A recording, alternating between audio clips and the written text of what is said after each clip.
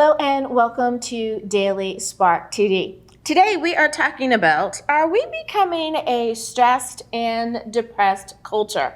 I know, great question. That's what I'm asking of my guest today, Barbara Mezera. Let me tell you a little bit more about Barbara. She was born in southwestern Wisconsin and grew up on a farm. She worked over 20 years in a variety of hospitals and clinics as a clinical laboratory scientist. When computers took over the laboratory, she changed careers, earning her master's degree in special education. For the past 15 years, she has been teaching special needs students in rural Wisconsin. She's the author of From Despair to Hope and Healing, One Woman's Journey in Poem. Thank you so much, Barbara, for joining me today. Thank you for having me. I love the topic that we're going to talk about today, and I think that our listening audience, our viewing audience, is going to enjoy as well. Are we stressed? Are we becoming depressed? Are we even becoming kind of anxious with everything that's going on in the world? So my first question to you is, how bad is it really? Well, according to some of the statistics I've read, they say that 1 in 5 people have a mental illness, whether it's depression, anxiety, or some of the more significant ones. So it is becoming a big issue, and the schools are starting to recognize that and are trying to get more help and more training for the staff to help the students do it, because people that have this disease, 50% are diagnosed by the time they're 14, and 75% are diagnosed by the time they're 24. So the 14 to 25, 26-year-old group is the group that has the most disability. And I'm so glad that you mentioned that age range, because I think for so many people, we just kind of write our teens off and say, oh, they misbehave or they're horrible to deal with, that type of conversation, where they actually may be struggling with something and they really need that person to step in and assist. So thank you so much for mentioning that. Now, when we talk about people that are affected, and thank you for mentioning teens, is there a look to someone dealing with stress, anxiety, or depression? Or is it the average Jack and Jane? There is a look to it. If you got anxiety, you might be talking too fast. You might be asking the same question all the time because you need that reassurance. If it's the other side and it's the depression, you may be shut down. You're not motivated to do your schoolwork. You're not motivated to even maybe go out with your friends if it's significant enough depression, and you just don't care. And that's an attitude that a lot of times isn't picked up on. Oh, they just don't care about anything. Well, maybe they don't care because they can't care. And irritability is another common symptom for a teenager. So the kid that's always in your face, he may be dealing with a mental health issue that's not diagnosed, that a lot of people don't recognize. Is one thing that the adults that are in the lives of our teens, do you think that we could, and just your opinion, do you think that we could do a better job at listening to our teens? Not just hearing what they have to say, but kind of listen to their tone and how they're presenting what they say. I think that's key, because if you really sit down and listen to some of these kids, you're like, wow, they had a horrible morning, or maybe their family life isn't real great. And for some kids, they just need somebody that they can trust to listen to them. And that's really all they need. They don't need to be on medication. They don't maybe even need counseling if they got somebody that will listen to them and say simply, I hear you. Yeah, that's horrible, or that's bad situation. What can we do to help you work through it? And just spend your time listening. Absolutely. And, there are so many teachers that I know, they are that person, that they really and truly do care about their students, but they just have so many students that it's hard to keep up with everyone. But I think that will definitely help. Flip side of the coin, so to speak, stress. I think everyone is familiar with that term. There may be someone saying, well, I'm not anxious or I'm not depressed, but stressed, yeah, you guys are onto something there. Are we getting better as a society with dealing with our stress? Or are we just as stressed today as we were 5-10 years ago? I think we might be more stressed, but I also think it's becoming more of a symptom that people are listening to. You're finding schools that have a quiet room. A kid that's stressed and starting to act out, he can go down to that room, spend 5 or 10 minutes there. It's got soothing music, low lights. Maybe there's a puzzle or something, drawing material, so he can spend some time there just trying to self-regulate himself a little bit more. Right. And learn how to self-regulate himself so he can go back to the classroom and learn. Another thing some schools are doing is they're putting walking paths through their hallways where the kid jumps so many places and then he marches, there's directions, tells them what to do. Oh, yes, And yes. there's, so now he gets to actively be involved, and they're finding out that this not having recess isn't good for these kids. Yeah. Because they do need to move, and if they can move, they can come back and learn a whole lot better. It's really funny that we know that even as an adult, we need a break. We look forward to lunch, not just because it's time to eat, but so that we can take a moment to step away, to kind of refresh ourselves for a moment and then get back to our task. So yeah, recess is important. To everyone, not just to kids, but for adults as well. It is, I teach at the high school, and some of my kids, I've had them do push-ups, I've had them do sit-ups, because they just need to move. And some kids, I even let out, if I can trust them, let them go and run around the school building 3 times and come back in. And those are some strategies I've used with the kids I've worked with. That can work wonders. I love that idea. Well, it is time of taking a bit of a recess. We'll be back right after this.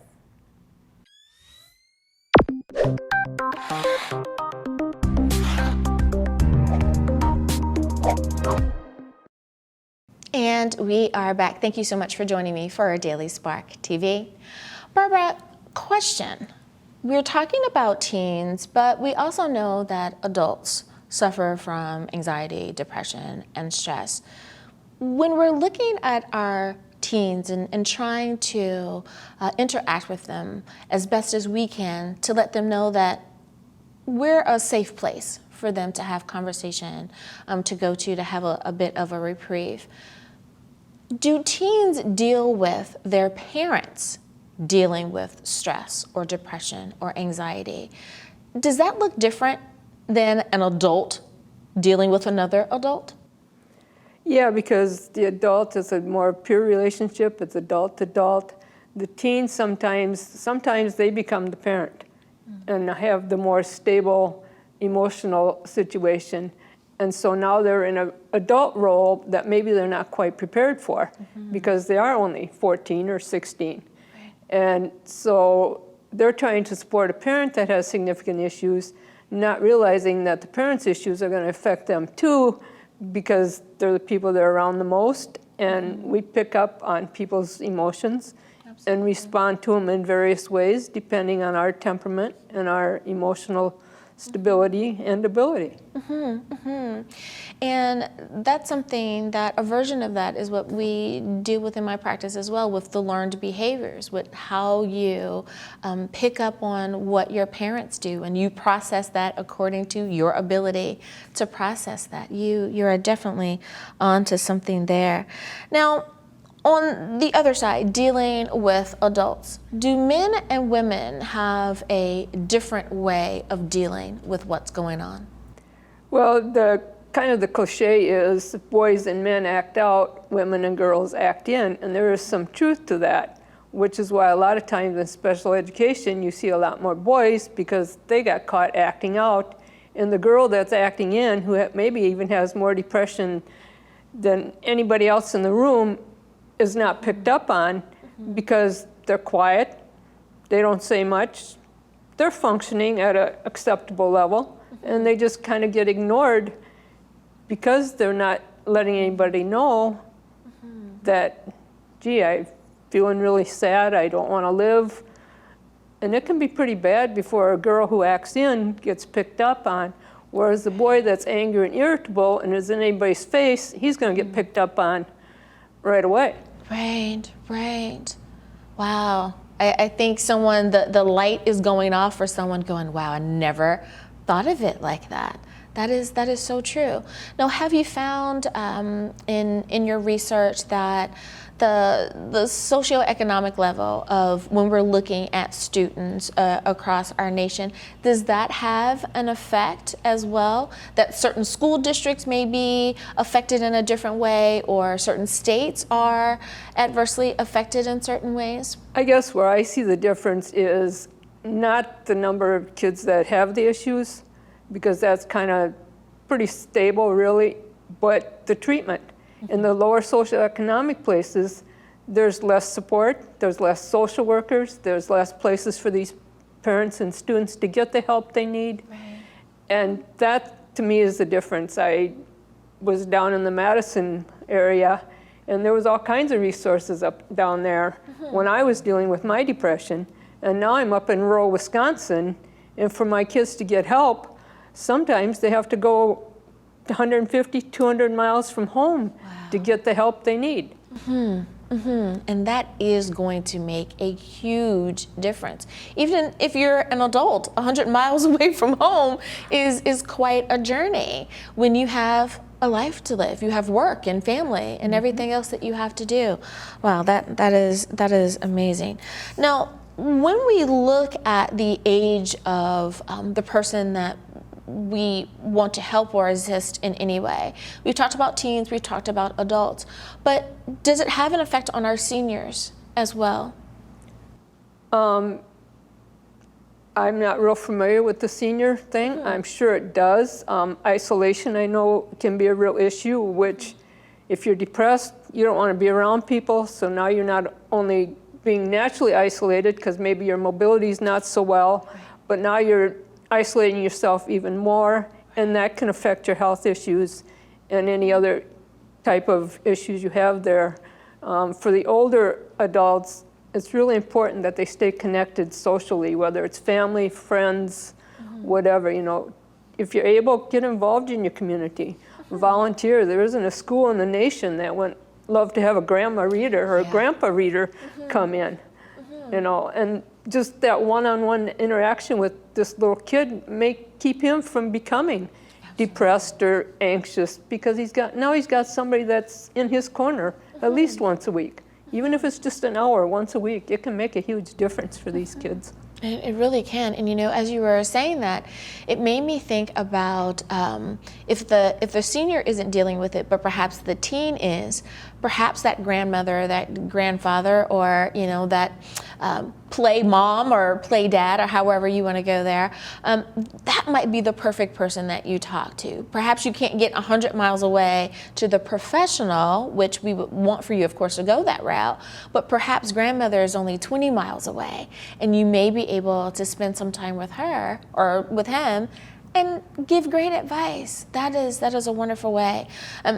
So many times I think within our culture, we're so used to everything being so fast and being so quick, and we forget that there is a beauty in sometimes slowing down and being able to process. So what a great way to perhaps slow down and make cookies with grandma, or go fishing with grandpa, and just have some of that heart to heart and let some of that stuff out. So wow, thank you for reminding everyone of that. I love it. Now, one last question for you before we go to break, and you kind of touched on it, and that is dealing with depression from a personal perspective. When did you realize that this was a little bit more than just the blues? I was probably close to 30 when I really was able to accept the fact that it wasn't just the fact that I'm quiet and shy and reserved, because that's my temperament. That's who I am. But my silence was a whole lot more of depression than that. And it has a different flavor, but it took a long time to realize that the people that were concerned about me had a reason to be concerned. They just didn't want me to change who I was. They wanted me to more fully become who I am. And to at times let that sly humor out, let that dry humor out, and you know, interact with them at a better level than I was capable of when I was in the middle of my clinical depression. Thank you so much for sharing that. Well, it is time for us to take a very short break, but when we get back, we will continue talking about, are we stressed? Are we depressed? what's going on in today's society. We'll be back right after this.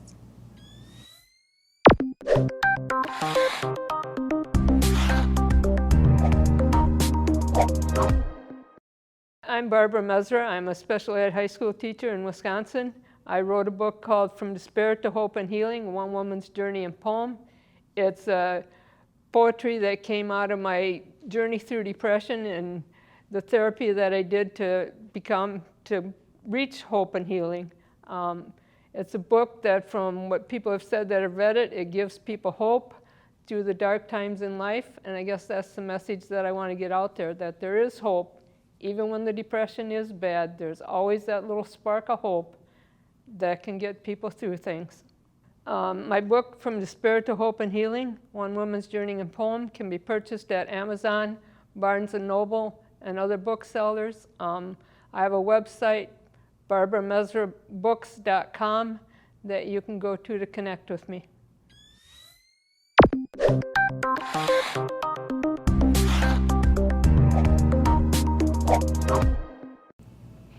And we are back. Thank you so much for joining us for Daily Spark TV.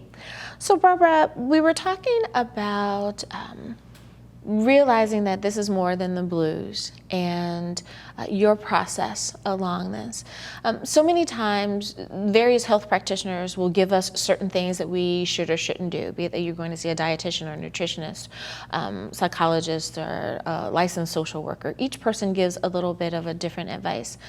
What was some of the best advice that your professional mental health team gave to you that you found to be the most effective? Well, I was immediately, when I went to see a psychiatrist, I was immediately put on medication. And at that point, I was so depressed, I was just going to do whatever or nothing. But for me personally, without the medication, the talk therapy I needed to deal with some of the abuse issues, some of the other issues in my life, would have never been able to happen. Probably the best thing that has helped me in was the use of writing and journaling. And my therapist figured out pretty quickly that I'm easily hypnotized, and to be hypnotized, you need to cooperate. You can't just be hypnotized if you don't want to be. That's not going to happen. But it worked for me because it relaxed me enough to be able to talk. And then I would read my journal aloud to her, and that's a whole different thing than handing her the journal and saying, here, Absolutely. You read it. So then I had to process it that way too, and the writing was huge for me. That and exercise is huge for me. And I'm so glad that you mentioned the journaling, because I know that that's something that I suggest that my clients do.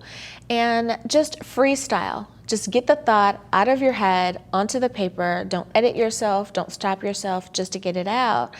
And the beautiful part is when you go back and you read it 6 months from now, you can see where you were, where you are now, and it's a beautiful way to gauge your progress. Even if you don't think that you've progressed any, you can go back and go, oh wow, I can't believe I said that on 6 months ago. I'm so much better now. So that is awesome. I'm glad that you had that experience as well. Now, did you find that writing your book was freeing in any way? Did it help you deal with what was going on in your personal life? The poems in my book were an integral part of my therapy. A lot of them came out of that. My therapist is the first person that saw most of them. And then as I started to share more when I was teaching, because they would have talent shows and they would ask me to read a poem or so, and then you had people coming up and saying, well, that's how I felt. That's the way I feel about that. It's nice to know I'm not alone. And I guess the point I really want to make with the book is, even in the darkness, there's a little bit of hope. And if you can just hang on to that little bit of hope, you can see the next day and the next day and make progress. And every time you have a good day or two, pretty soon you got 3 in a row. Yeah. And then you got a good week. And then you're thinking, well, maybe I can have a good month. And then you're maybe I can have a good year. Do you think that people are almost overwhelming themselves because they try to look at too large of a time span, as opposed to saying, let's see if we can just make it to lunch, as opposed to, okay, I have to make it to summer, or I have to make it till Christmas? Do you think that if we took smaller portions of time and kind of just use that as our milepost, that would help us? Yeah, because a lot of times when I was coming through the recovery process, I would get up in the morning and say, okay, I'm going to have a good day till noon. And then a month or two later, let's see if I can have a good day all day.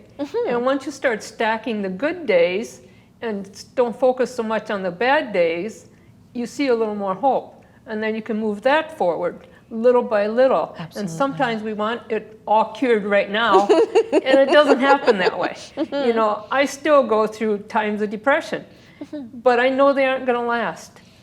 So I can get through them. And I still take my medication, because when I tried to get off of it, 3 of my students said to me, why are you so crabby all the time? And these were students I didn't have any trouble with. And it's like, whoa, wait a minute. Okay, they're This starting is to on notice. me, not on them. What did I need to do to change this around? And I went back on the full dose and never heard it again. And smooth sailing from that point forward. I love it. And you know, I love how our young people, their filter is, I'll give them the benefit of the doubt, it's thin. You know, it's not a thick filter, it's really thin. And they say whatever comes to mind, but sometimes their truth is refreshing. It might be a little startling or even off-putting sometimes, but it is still truth, and I appreciate them for that. Now, with all that you have been able to share and discover and conquer, have you found that your faith has played a part in any of that? The faith was huge, because without my faith, I'm not sure I'd even be here having this conversation. In the worst of it, my prayer was just help. That's all I could do. And obviously, I'm here discussing it. I'm sharing it in ways that a lot of people with depression can't do. Yeah. So hopefully I can bring them some hope. And without my faith, it wouldn't have happened. In fact, now instead of doing psychological counseling, I do spiritual direction, just to keep my faith moving forward and becoming deeper and deeper. Now, for the person who says, this has really changed my outlook or my understanding of perhaps what a loved one or friend is going through. For the person who this is really resonating with them, what are some first steps for someone who says, I think it's time for me to step out and take a more professional look at what's going on? What should they do? Find somebody you can trust, ask them, somebody that will listen to you, ask them, maybe they know somebody who's in counseling, maybe they know a counselor, a pastor of any kind. Sometimes you don't even have to go that way. If you got a real good friend and you can trust them and they're willing to listen, maybe for some people that's all you really need. Not everybody needs the medication. Not everybody needs years of psychological counseling, but sometimes we need 4 or 5 months of it, because we need somebody to listen to it and get us over that hump and onto something, a little better path. We pick up some skills and some different ways of dealing with life when we talk to the professionals. You can start with your doctor, your physician assistant. Maybe they know somebody. And just kind of network that way to find somebody that's a fit for you. And it's got to be a fit. Absolutely. Because if it doesn't fit, it's going nowhere. And I don't think that people realize that that interview process that you have with your medical team, be it that it is your general practitioner or your PA or your psychiatrist or psychologist, it really does have to be a fit.